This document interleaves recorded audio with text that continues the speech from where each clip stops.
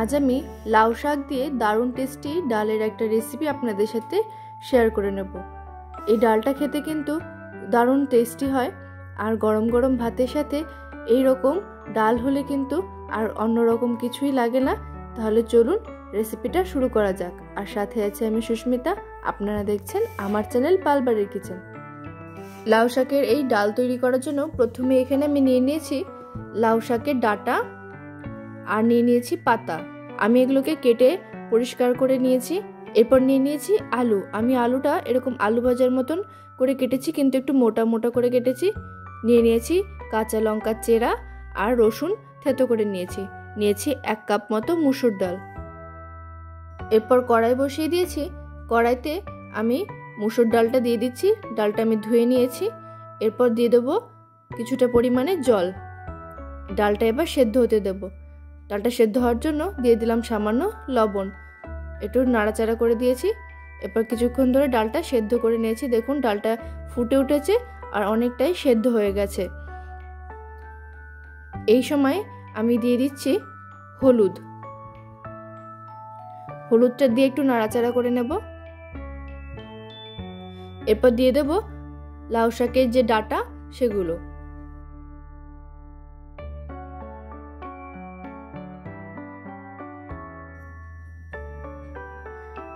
লাউ শাকের ডাঁটাটা দিয়ে এরপর ভালো করে একটু ডালের সাথে মিশিয়ে নেব। এই সময় আমি আরো কিছুটা জল এখানে অ্যাড করে দিচ্ছি। এরপর একটু ঢাকনা দিয়ে ঢেকে ডালটা আর ডাঁটাটা সেদ্ধ করে নেব। কিছুক্ষণ পর ঢাকনাটা খুলে দেখে নেব ডাঁটাটা কতটা সেদ্ধ হয়েছে। দেখুন ডালটা কিন্তু অনেকটা ফুটে গেছে।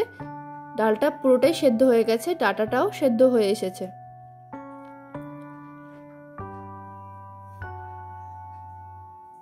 এই সময় দিয়ে দেবো আমি এখন লাউ শাকের পাতা।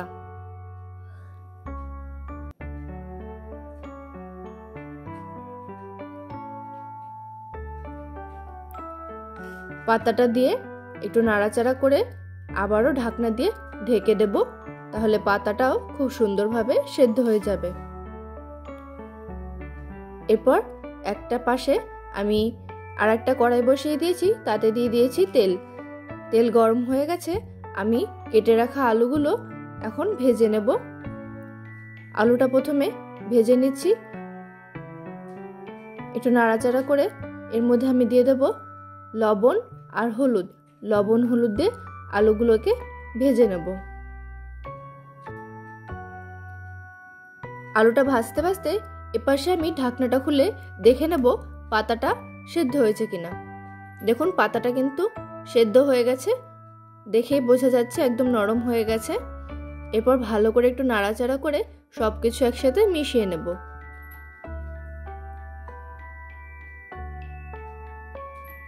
ডাঁটা পাতা এবং ডাল সমস্ত কিছু সেদ্ধ হয়ে গেছে। আমি এর মধ্যে দিয়ে দিলাম চেরা কাঁচা লঙ্কা। লঙ্কাটা দিয়ে আবারও একটু নাড়াচাড়া করে দিচ্ছি। এদিকে আলুগুলো ভেজে নেওয়া হয়ে গেছে। এরপর আমি তুলে ডালের মধ্যে দিয়ে দেব।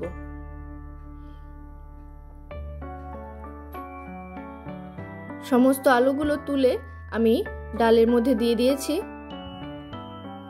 এরপর আবারও একটু নাড়াচাড়া করে আলুগুলো মিশিয়ে নেব সবকিছুর সাথে।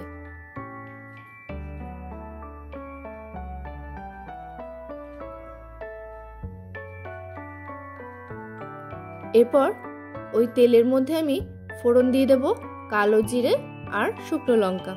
ফোড়নটা এবার একটু নাড়াচাড়া করে নেব। ফোড়ন থেকে সুন্দর গন্ধ বেরিয়ে এলে এর মধ্যে আমি দিয়ে দেব থেতো করে রাখা রসুন। রসুনটা দিয়ে ভেজে নেব।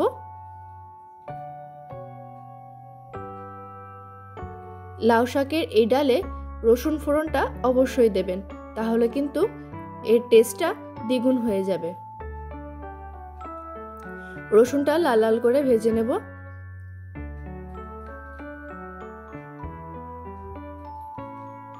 রসুনটা ভেজে নেওয়া হয়ে গেছে। এরপর আমি ডালের মধ্যে ফোড়নটাকে ঢেলে দিচ্ছি।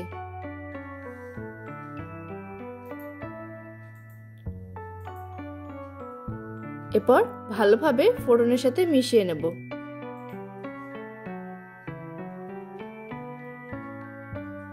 সমস্ত কিছু খুব ভালোভাবে মিশিয়ে নেওয়া হয়ে গেছে।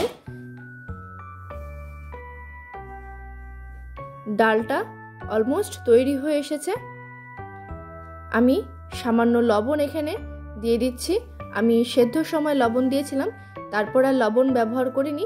এই সময় আমি কিছুটা লবণ দিয়ে দিলাম।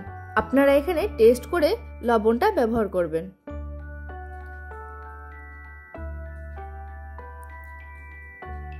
লাউ শাক দিয়ে মুসুর ডাল আমার তৈরি হয়ে গেছে। গরম গরম ভাতের সাথে এরকম ডাল হলে কিন্তু আর কিছুই লাগে না।